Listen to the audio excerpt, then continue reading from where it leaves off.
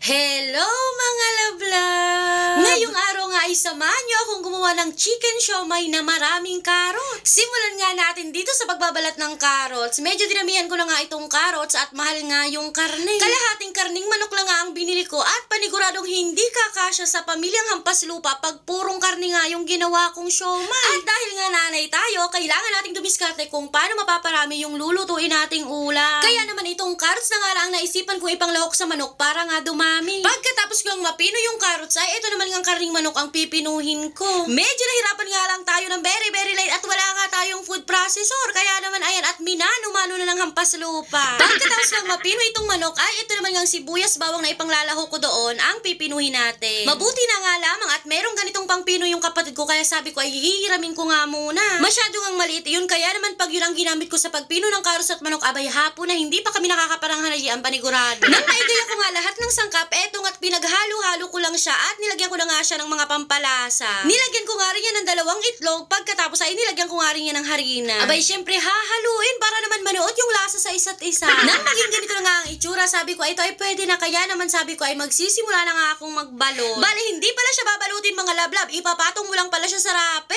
Unang beses nga lang ako gagawa ng siomai mga lablab pero hindi naman nga ako nahirapan at ipapatong nga lang yung palaman dyan sa rape. Nang makagawa nga ako ng isa yan nga tuwang-tuwa na naman ang isip bata. Medyo natagalan nga lang ako gawa lang wala nga akong makatulong at si Chamili nga ando nagbabantay sa tindahan. Nang matapos ko na nga lahat, eto na nga ang naging itsura. Abay apakaganda nung kulay niya mga lablab, sana pati yung lasa ay maganda yung kalabasan. Eto at pinahiran ko nga lang ng mantika itong aking napakalaking steamer. Pinahiran ko ngayon ng mantika mga lablab para naman hindi dumikit mamaya yung siomai. Eto at pwede na nga tayong makapagsalang nitong unang batch. Inilipat ko nga pala itong kalan dito sa harap ng bahay gawa ng medyo umuulan nga kaya sabi ko ay dito na nga lang ako sa harap ng bahay magluluto. At habang inaantay kong maluto yung unang salang natin ay ito naman nga gagawin kong chili garlic oil ang inintindi ko. Habang bisibisihan nga itong nanay meron na namang pabibong bata na nanggugulo. Gusto niya nga daw akong tulungan kaya naman sabi niya ay siya na daw ang gagawa ng ginagawa ko. Akala mo naman talaga ay kaya. Pero dahil nga gusto nating matuto yung mga anak natin ay hahayaan natin silang gawin yung mga bagay na hindi nila alam para nga matutunan nila. Kaya naman ayan pagkatapos ko nga ituro kung ano ang gagawin ay hinayaan ko na nga siya dyan. At dahil nga hindi pa naman niya talaga kaya ay ayan nga pamangking ko hindi na nakatiis kaya naman inagaw na sa kanya yung ginagawa niya. At habang ang busy itong dalawa sa pagdudurog ganitong sili ay andito naman nga ako sa kusina at sabi ko nga ilulutuin ko na nga itong bawang. Sabi ko nga rin sa pamangking ko ay siya na nga rin ang umintindi nitong ang ini-steam namin na siomai. At kakoy lulutuin ko na muna nga itong chili garlic oil. At dahil nga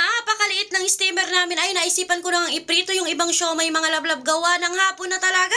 Sa wari ko'y alauna na ng mga oras na yan at hindi pa talaga kami nakakapananghalian. Nang meron na nga akong napritong siomai, sabi ko sa mga pamangking ko at dito nga sa anak ko ay mauna na nga silang kumain at ako na magtatapos ng mga lulutuin. Nang matapos na nga ako magluto, abay ako naman ang kakain at ang sikmura ko'y kumakalam na talaga ba? Eto nga't una nating titikman itong steam siomai mga lablab. Kanina ko pa talaga ba gustong tikman to mga lablab pero sabi naman ng pamangking ko tsaka ng anak ko ay masarap naman daw. Hindi ko nga lang alam kung binubola lang talaga nila ako. Pero nung matikman ko nga ay siya nga apakasarap talaga niya mga lablab. Kaya naman ayan at kumuha na nga ako ng kanin ng lumafang na. Paniguradong kain kargador na naman ang hampas lupa. Kaya naman hanggang dito na lang ang video na ito at magpapakabusog muna ang hampas lupa.